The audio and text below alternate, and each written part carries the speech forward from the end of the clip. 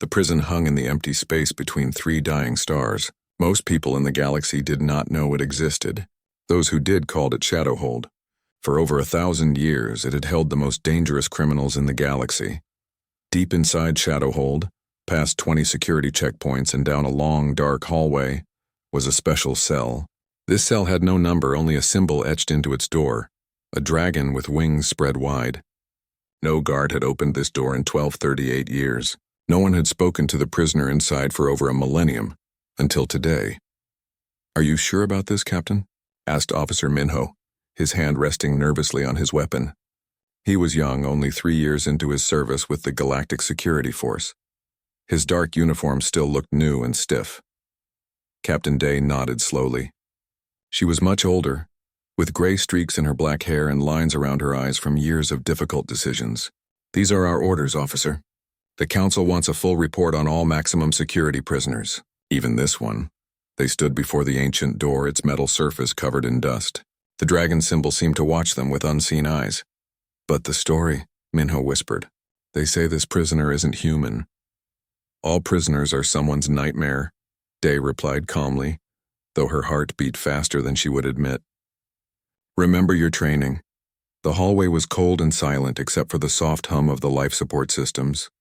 The lights flickered overhead, casting strange shadows on the walls. This deep in the prison, even the air felt old. Day placed her hand on the security scanner beside the door. It glowed blue, reading her DNA and rank. "Captain Day, Galactic Security Force," she said clearly. "Authorization code 793 Alpha." The scanner beeped once. A mechanical voice spoke from hidden speakers. "Warning. Prisoner X7 classified as Omega level threat. Approach with extreme caution. Weapons authorized." Minho drew his energy pistol, holding it with both hands to hide their shaking. "Omega level? There are only supposed to be 3 Omega level threats in the entire galaxy." 4, Day corrected, drawing her own weapon. "This makes 4. The massive door began to slide open with a groan of metal that had not moved in centuries. Stale air rushed out, carrying a strange smell. Not the expected odor of a long-closed room, but something like fresh earth and growing things. "That's impossible," Minho whispered. "How could anything be growing in there?" The door finished opening, revealing not darkness but soft golden light. Instead of a prison cell, they saw what looked like a small garden. Green plants grew from pots and containers. A tiny stream of water trickled through a channel in the floor.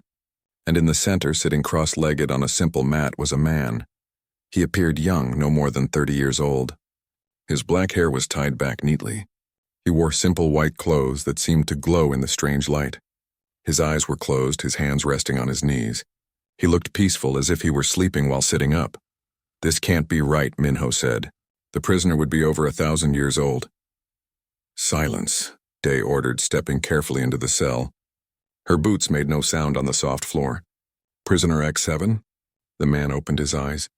They were dark and calm, showing neither surprise nor fear at the visitors. He smiled slightly. "It has been a long time since I had guests," he said. His voice was soft but clear, like someone who was used to being listened to. "You may call me Juan." Day kept her weapon pointed at him. "According to our records, you have been imprisoned for 1238 years. That's impossible for a human." Juan nodded. "Many things thought impossible simply haven't been understood yet." He gestured to the plants around him. "Would you like some tea?" "I grow it myself." "No," Day said firmly. "We are here on official business. The Galactic Council has ordered a review of all prisoners." "Ah," Juan said, his smile fading. "Something has happened then. Something that made them remember I exist." Minho looked around the cell in confusion. "How did you create all this?" "This cell is supposed to be empty except for basic needs." Juan stood up in one smooth motion. Both officers raised their weapons higher, but he made no threatening moves. He was tall, taller than either of them had expected. "When you have lived as long as I have, officer, you learn patience, and with enough patience, even the smallest seed can grow into a forest." He walked to a small plant with blue flowers and touched one gently. "This took me 200 years to perfect." Day frowned. "The records about you are incomplete. They say you were captured after the Battle of Earth, but they don't say what crime you committed." "That's because they were afraid to write it down," Juan replied. "Some knowledge is dangerous simply by existing." "What knowledge?" Minho asked, curiosity overcoming his fear. Juan looked at him with those ancient eyes and a young face. The truth about humanity, about what we really are, Day stepped forward. Explain yourself, prisoner. Your history books say that Earth was conquered, don't they? That humans were a primitive species that barely reached the stars before the Galactic Alliance found them and brought them into the fold. Juan's voice remained calm, but there was a new intensity in his eyes. That is the story they tell. It's not a story. It's history, Day said. Juan shook his head slowly. No, Captain. It's a lie told to protect the galaxy from the truth. He walked to the far wall of his cell and pressed his hand against it. The wall shimmered and became transparent, revealing the stars beyond. But instead of the 3 dying suns that surrounded Shadowhold, they saw a battlefield in space. What is this? Minho gasped. Some kind of recording? A memory, Juan said quietly. My memory. They watched as massive warships surrounded a single, smaller vessel. The small ship glowed with strange energy that seemed to bend the space around it. This was the Battle of Earth, Juan explained. The last stand of humanity against the Galactic Fleet. We were outnumbered 100 to 1. The small ship in the memory began to change shape, growing larger, transforming into something that looked like a massive dragon made of pure energy. What you're seeing, Juan continued, is why they call me the dragon. Why they locked me away and threw away the key. Why they rewrote history itself. The energy dragon opened its mouth and breathed what looked like fire across the enemy fleet. 3 massive warships simply disappeared. I am not a criminal, Juan said as the memory faded. I am a secret. The secret of what humanity could become. He turned to face them fully. And now, after 1238 years, someone has finally remembered that secret. The question is why? As if answering his question, alarms began to blare throughout the prison. Red emergency lights flashed in the hallway outside. Captain, a voice shouted over Day's communicator. We're under attack. Unknown ships have appeared around all 3 suns. Day looked at Juan, whose face had grown serious. Did you know this would happen? No, he said, but I've been waiting for something to happen for a very long time. He stepped toward them. Now you have a choice to make, Captain. You can lock me back in this cell and hope your weapons are enough to save you. He held out his hand. Or you can release the dragon and find out why they really imprisoned me all those years ago. Captain Day stared at Juan's outstretched hand. The alarms continued to blare around them. Red lights flashed, painting the garden cell in pulses of crimson. This could be a trick, Minho said, his weapon still pointed at the prisoner. He could have allies attacking to free him. Juan lowered his hand. If I wanted to leave, officer, I could have done so centuries ago. He walked to a small pool of water in the corner of his cell and looked down at his reflection. This prison holds me because I choose to stay. Another explosion rocked the station. Day's communicator crackled with panicked voices. Captain, they've breached level 4. They're heading for the high security wing. Dee made her decision. Who are they? What do they want? I don't know, Juan said honestly, but I can find out. He pointed to the control panel by the door. You'll need to remove my restraints. What restraints?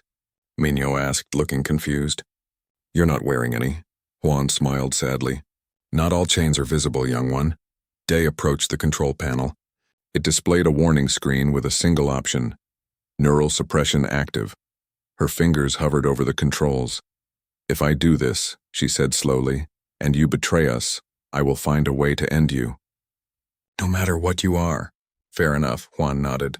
But remember, Captain, I surrendered willingly 1238 years ago. I had my reasons then. I have my reasons now. Day pressed her palm against the scanner and entered her command code. The screen flashed green, then displayed, warning, neural suppression deactivated, Omega protocol breached. For a moment, nothing happened. Then Juan took a deep breath, like someone who had been underwater for too long. His back straightened. His eyes closed. When they opened again, they glowed with a soft golden light. Thank you, he said, and his voice seemed to echo slightly, as if coming from somewhere far away. Minho stepped back, his weapon shaking in his hands. What are you? Before Juan could answer, the entire prison shuddered. The lights went out completely. Then emergency power kicked in, bathing everything in dim blue light. They've hit the main reactor, Day said grimly. We need to move, Juan nodded. Follow me. Stay close. He walked to the door and placed his hand on the wall beside it. The metal seemed to ripple under his touch. I can feel them. 12 ships. Advanced weapons. They're looking for something. For you? Day asked.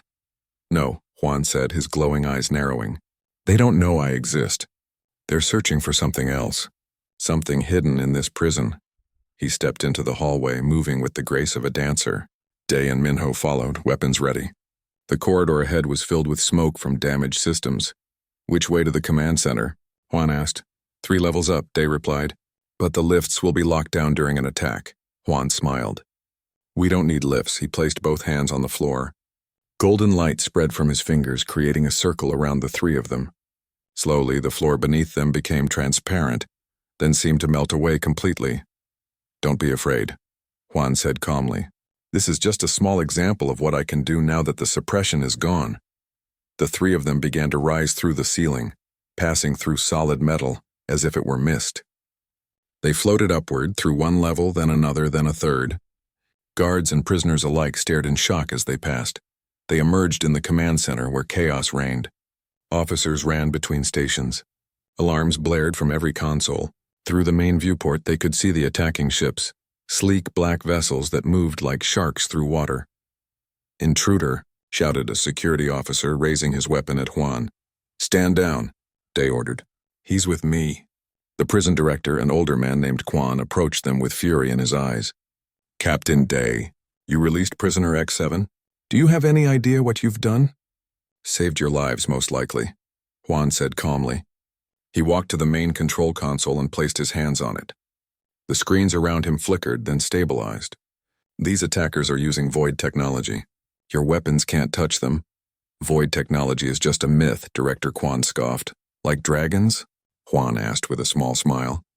His hands moved over the controls with surprising speed. They're searching for something specific. Something in the secure vault on level 10.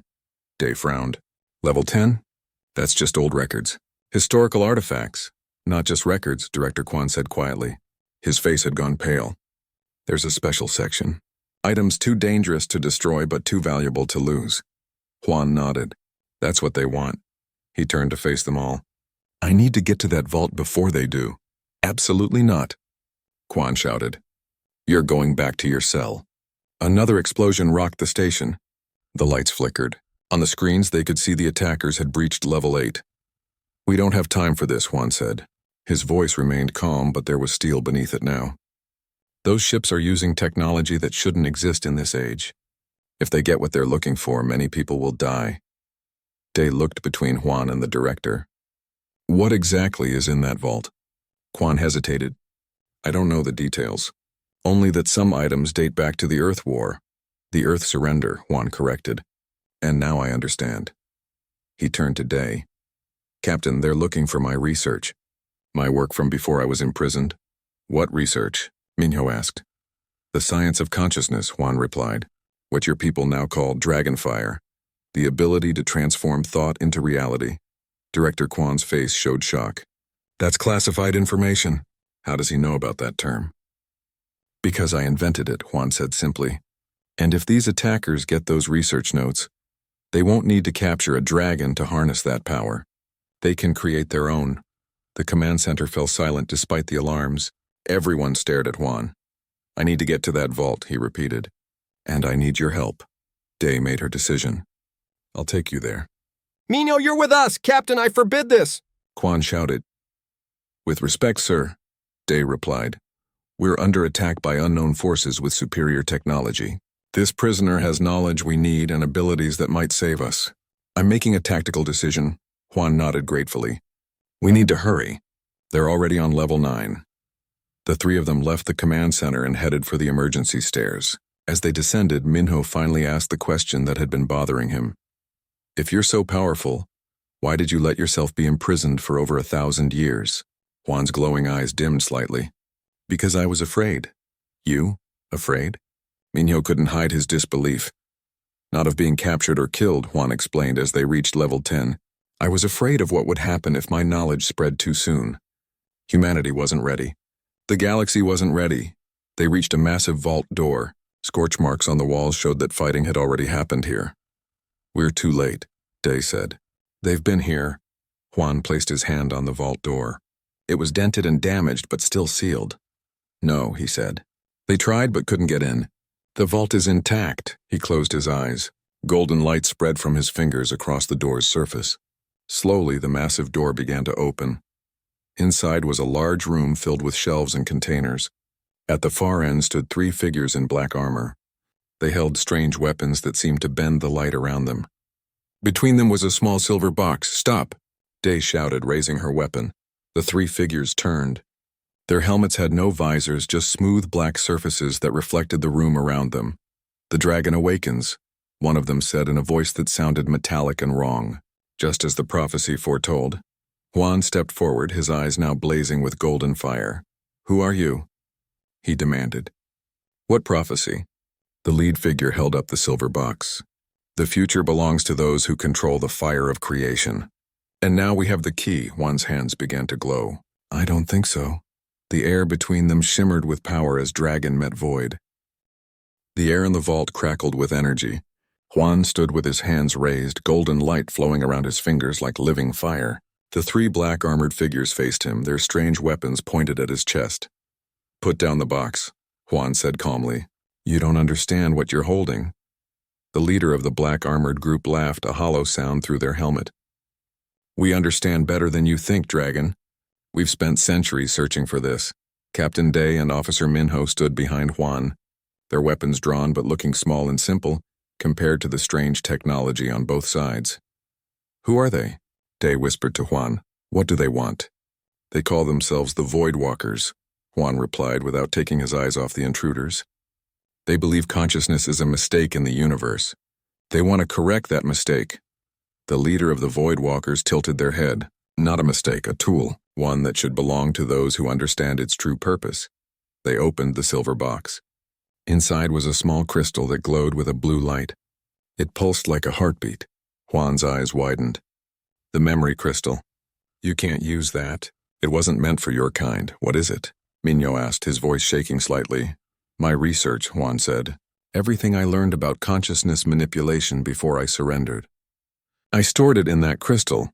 The Void Walker leader held up the crystal, the key to reshaping reality itself. "With this, we won't need to destroy consciousness. We can control it." Juan took a step forward. The golden light around him grew brighter. "I can't let you take that." The 3 Void Walkers raised their weapons. Dark energy swirled around the barrels. "You've been locked away too long, Dragon," the leader said. "Your power has faded. Ours has grown." They fired. Streams of darkness shot toward Juan. He raised his hands and a shield of golden light appeared before him. The dark energy hit the shield and spread across it like oil on water. Juan grunted with effort. "Get back!" he shouted to Day and Minho. Their weapons drained life energy. Day pulled Minho behind a metal storage container. "What can we do?" she asked. "Our weapons won't work against them." Juan's shield was weakening. The darkness was seeping through in places. His face showed strain. "I need time," he said through gritted teeth. "I haven't used my full power in over 1,000 years." The Void Walkers advanced slowly, their weapons still firing continuous streams of dark energy. "You should have stayed in your cell, Dragon," the leader taunted. "You could have lived forever in your little garden. Now you'll die here." Day looked around desperately for something to help. Her eyes fell on the sprinkler system in the ceiling. "Minho, shoot the sprinklers!" Minho aimed his weapon upward and fired. The energy bolt hit a sprinkler head, breaking it. Water began to spray down into the room. The Void Walkers looked up in confusion. For a moment, their weapons lowered slightly. It was enough. Juan dropped his shield and thrust both hands forward. A wave of golden energy shot across the room, hitting the Void Walkers and sending them flying backward. The leader dropped the crystal as they fell. "The crystal," Juan shouted. "Get it." Day ran forward, sliding across the wet floor toward the glowing blue crystal. One of the Void Walkers recovered quickly and lunged for it at the same time. Their hands reached the crystal together. When Day touched it, images flooded her mind. Stars being born, planets forming, life evolving. She gasped at the beauty and power of what she was seeing. The Void Walker screamed and pulled their hand back as if burned. The crystal glowed brighter in Day's palm. "It burns," the Void Walker cried. "How can she touch it?" Juan smiled for the first time since the battle began. "Because she has something you lack. Empathy, compassion. The crystal responds to those qualities." He walked forward, his steps steady, despite the water now ankle-deep on the floor. The golden light around him had changed, becoming more focused, more controlled. You've studied the void between stars for so long that you've become like it. Empty. Cold hungry, Juan said to the Void Walkers. You thought that made you powerful. But true power comes from connection, not isolation. The leader of the Void Walkers stood up. Their helmet had cracked, revealing a pale face with completely black eyes. Pretty words from a relic. Your time is over, dragon. The age of void is coming. They pressed something on their wrist. The walls of the vault seemed to ripple and darken. They're creating a portal, Juan shouted. Don't let them escape. Minho fired at the Void Walkers, but his energy bolts passed through them as if they were made of smoke. Day held up the crystal. What do I do with this? Bring it to me, Juan said, holding out his hand. Quickly. Day ran to him, splashing through the water. She placed the crystal in his palm. The moment Juan touched the crystal, the golden light around him exploded outward. His eyes blazed like twin suns. He grew taller, his form shifting and changing. What's happening to him? Minho asked in awe. He's remembering who he is, Dai whispered. Where Juan had stood, a being of pure golden energy now towered. His shape was human-like but larger, with what looked like wings of light spreading from his back. In his chest, the blue crystal glowed like a second heart. The Void Walkers backed away. Impossible, the leader hissed. Your power should have faded after so long. I didn't lose my power. Juan's voice echoed around them, deeper and more resonant than before. I contained it, controlled it, because I understood what you never will. With great power comes great responsibility. He raised his hand. The water on the floor rose into the air, forming a sphere around the Void Walkers. Golden light mixed with the water, creating a prison of light and liquid. You came seeking the fire of creation, Juan said. But fire is not just destruction. It is transformation. It is life. The Void Walkers struggled inside their watery prison. Their dark weapons fired uselessly, the energy absorbed by the golden light. What will you do with them? Dai asked, staring up at the transformed Juan. Send them home, he replied. Without the crystal, without their weapons. Perhaps they will learn from this failure. He closed his fist. The sphere of water and light contracted, then vanished with a sound like thunder. The Void Walkers disappeared with it. The room fell silent except for the sound of water still spraying from the broken sprinklers. Slowly, Juan's form changed back, the golden energy fading until he looked human again. The crystal remained in his hand, its blue light pulsing steadily. He swayed slightly. Minho rushed forward to support him. Are you all right? Minho asked. Juan nodded, though he looked tired. It's been a long time since I used that much power. I'm out of practice, Day approached cautiously. What did you do to them?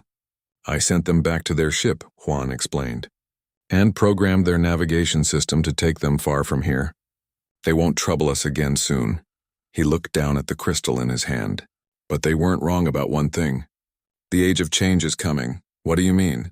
Day asked. Juan held up the crystal so they could see it clearly. Inside, images moved like living things. Stars, planets, people, all connected by threads of light. This contains knowledge that could change everything, he said. The understanding that consciousness isn't just awareness. It's a force like gravity or electromagnetism. It can be shaped, directed, used to transform reality itself. Is that how you became whatever you just became? Minho asked. Juan smiled. I didn't become anything. I simply remembered what I always was, what all humans are beneath the surface. Alarms were still blaring throughout the prison. Dee's communicator crackled with voices asking for updates. We should get back to the command center, she said. Director Quan will want to know what happened. Juan nodded, but his eyes were distant. Yes, and then we need to prepare. Prepare for what? Minho asked. Juan closed his hand around the crystal. The Void Walkers aren't the only ones who have been searching for this knowledge. Now that it's been found, others will come, and not all of them will be as easy to defeat. He looked at Day and Minho with serious eyes. The galaxy is about to change, and we need to be ready when it does. As they left the flooded vault, Day couldn't help but notice that Juan no longer moved like a prisoner. He walked with purpose, with direction, like someone who had been waiting for this moment for 1238 years. The command center of Shadowhold Prison was in chaos. Officers rushed between stations, trying to assess damage and casualties. Director Quan stood at the main console, his face grim as he read reports from across the station. When Juan walked in with Captain Day and Officer Minho, the room fell silent. Every eye turned to the former prisoner, who now held the glowing blue crystal in his hand. "The intruders have been dealt with," Day reported formally. "The immediate threat is over." Director Kwan's eyes narrowed as he looked at Juan. "And what about this threat?" he asked, pointing at the former prisoner. "Do you have any idea what you've done by releasing him?" Juan stepped forward. The crystal in his hand pulsed with soft blue light. "Director Kwan, your name is actually Kwan Jinho. You were born on New Seoul. You have served as director of this prison for 17 years. Before that, you were a field agent for Galactic Intelligence." Kwan's face paled. "How could you possibly know that?" "My real name and history are classified at the highest level. Because," Juan said quietly, "I can see the connections.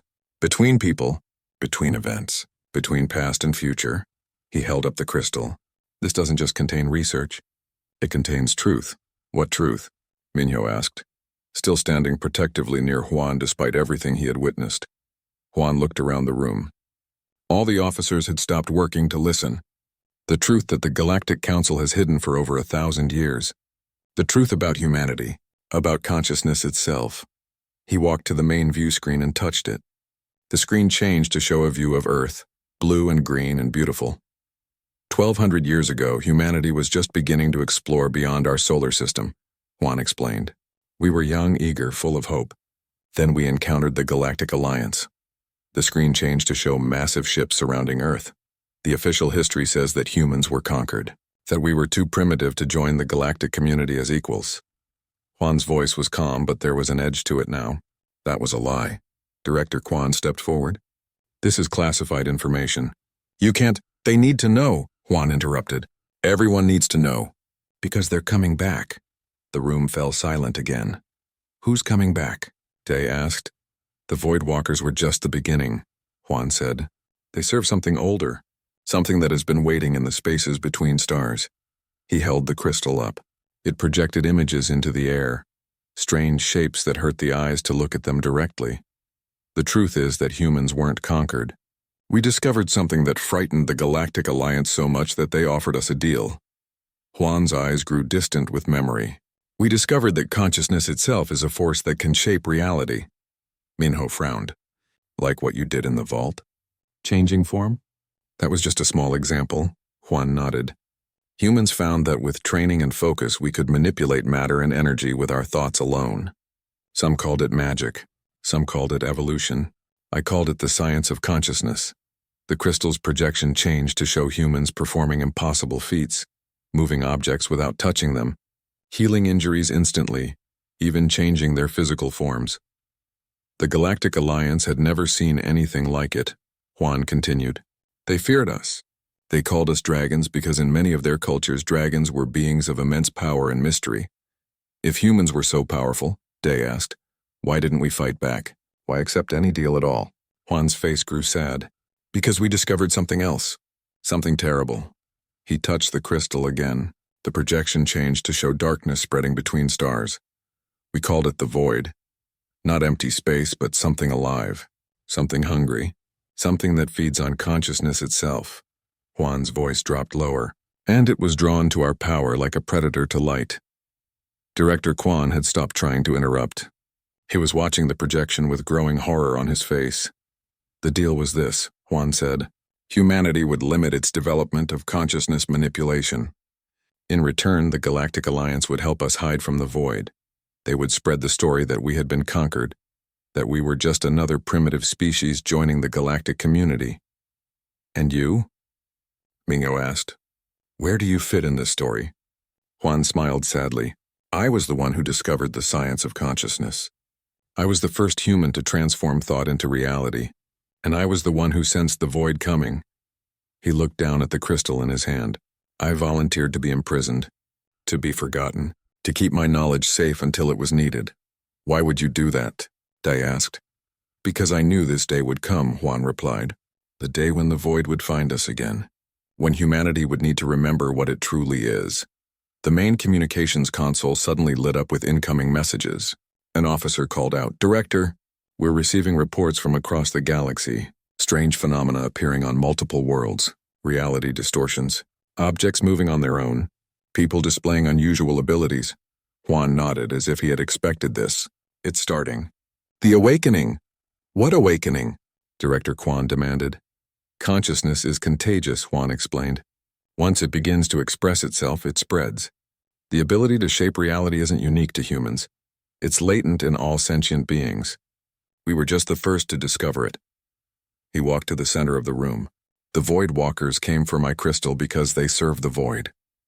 They believe that by controlling consciousness, they can feed their master without being consumed themselves. And can they? Day asked. No, Juan said firmly. The Void cannot be controlled or appeased. It can only be resisted. That's why I had to wake up. Why I had to remember what I am.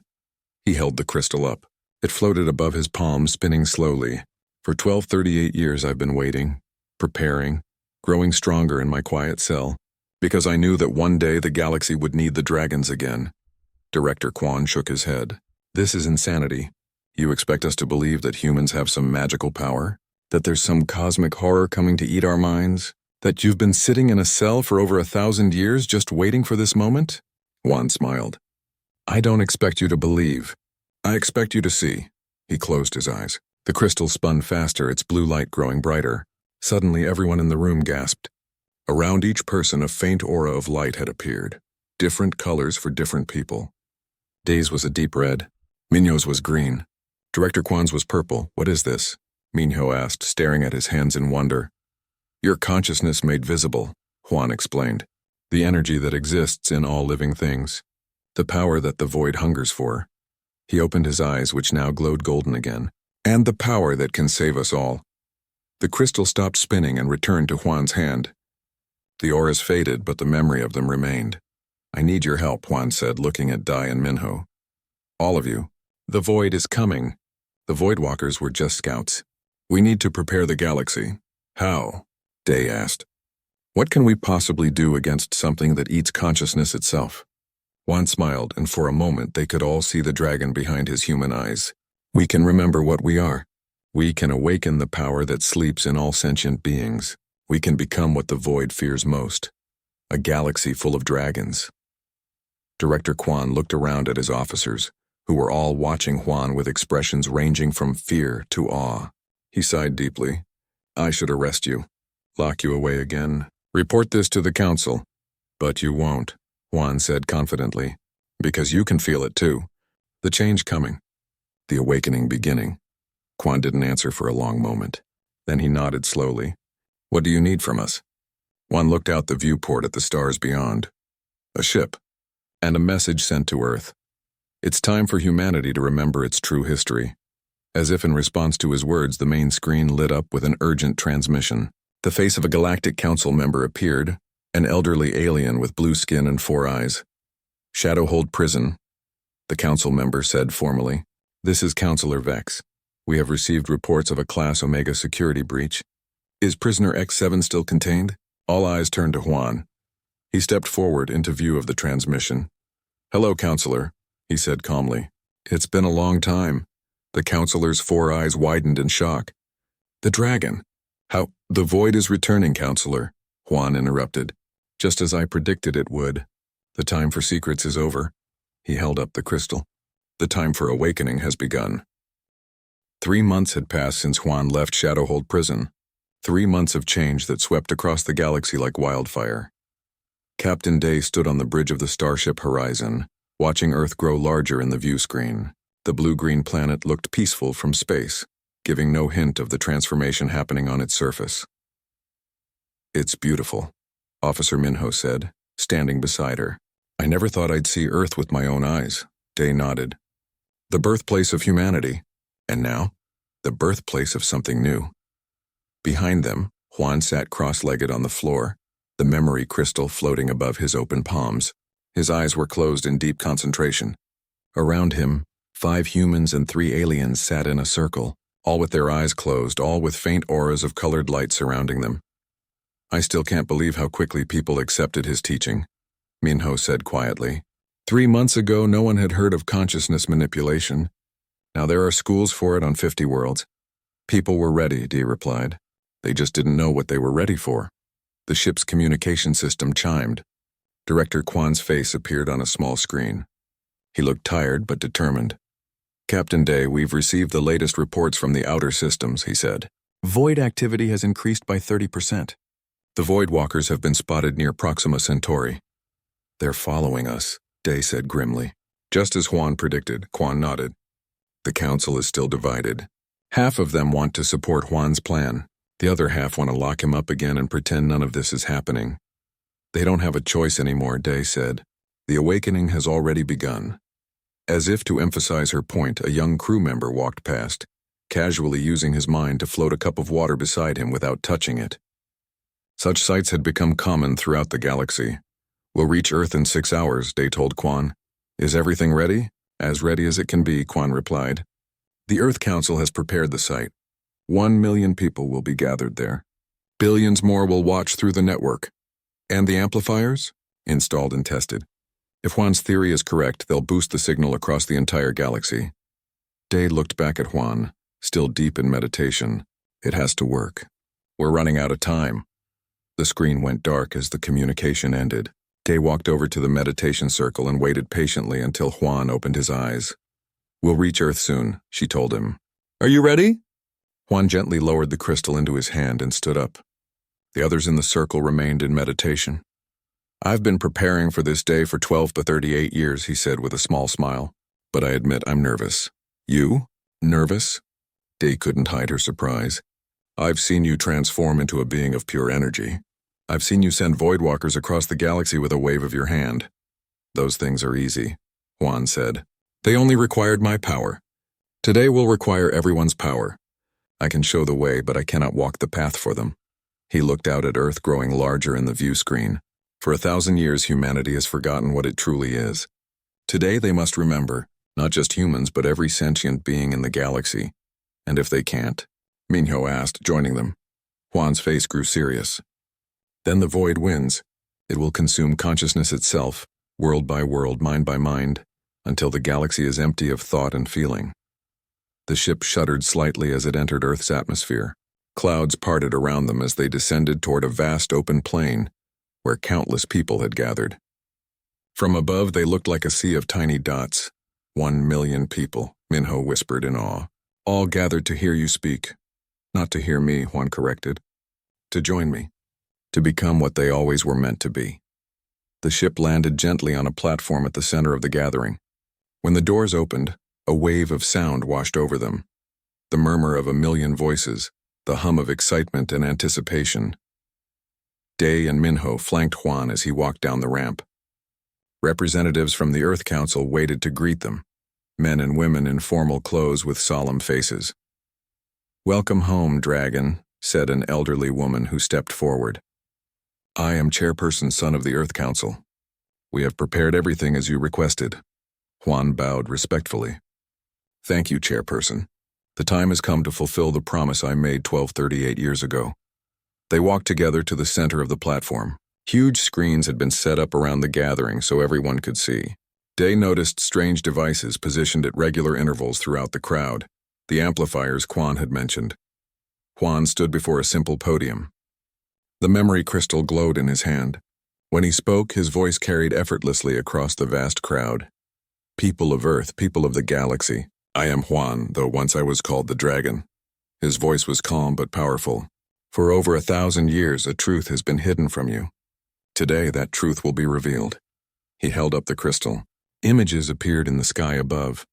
The history of humanity, the discovery of consciousness manipulation, the approach of the void, the deal with the Galactic Alliance. "We hid our power to protect ourselves from the void," Juan continued. "But in doing so, we forgot who we truly are. All of us, humans, Arcturians, Rigelians, every sentient species, we are all expressions of the same cosmic consciousness. We are all dragons waiting to awaken." The crowd was silent, captivated by his words and the images above. "The void has found us again," Juan said. "It hungers for what we are, for what we can become. The void walkers serve it, seeking to control the power of consciousness for themselves. But they have forgotten a fundamental truth. Consciousness cannot be controlled. It can only be expressed. He raised the crystal higher. It pulsed with blue light that seemed to reach out to everyone present. Today we remember. Today we awaken. Today we become what we were always meant to be. Juan closed his eyes. The golden aura appeared around him, stronger than ever before. The crystal floated from his hand, rising high above the gathering. "Join with me," Juan said, his voice resonating strangely now, as if multiple voices spoke through him. "Remember what you are." Day felt something stir within her mind. A warmth that spread through her body. A sense of connection to everyone around her. She looked at her hands and saw the red aura appearing again, stronger than before. All across the gathering, people began to glow with their own unique colors. The amplifiers hummed with power, sending the energy outward beyond Earth across the galaxy. On the screens around them, they could see similar gatherings on other worlds. Millions of beings of different species, all beginning to glow with their own inner light. The void feeds on isolation. Juan's voice echoed. It separates, divides, consumes, but we are stronger together. When consciousness recognizes itself in all things, the void cannot feed. The crystal above them pulsed once, twice, then exploded in a flash of blue light that washed over the entire gathering. But instead of falling as fragments, it seemed to multiply, sending tiny shards of itself to each person present. Day gasped as she felt something enter her mind, not invading, but awakening. Knowledge, understanding, power. She suddenly knew how to shape reality with her thoughts, how to connect with others across vast distances, how to see the web of consciousness that connected all living things. Around her, 1,000,000 people were having the same experience. Their auras grew brighter, merging together into a vast sea of light that rose from the gathering like a beacon. Minho stared at his hands in wonder as objects around him began to float. "I can feel it," he whispered. "I can feel everything." Juan stood at the center of it all, his human form now barely visible within the dragon-shaped energy that surrounded him. "The awakening has begun." His voice echoed across worlds. "The dragons have returned." In the space above Earth, darkness gathered, not the natural darkness of space, but something alive. Something hungry. The void had come, drawn by the sudden explosion of conscious energy. But as it reached toward Earth, it met not fear or resistance, but recognition. Millions of awakened minds looked upon it and saw it for what it was, not an enemy to be fought, but an imbalance to be healed. Light streamed upward from the gathering, from similar gatherings across the galaxy, not attacking the void, but embracing it, including it, transforming it. Day watched in awe as the darkness above began to change, threads of light appearing within it like stars being born. "What's happening?" she asked Juan, whose dragon form was now fading back to human shape. He smiled, tired but triumphant. "The only thing that can defeat the void: understanding, acceptance, love."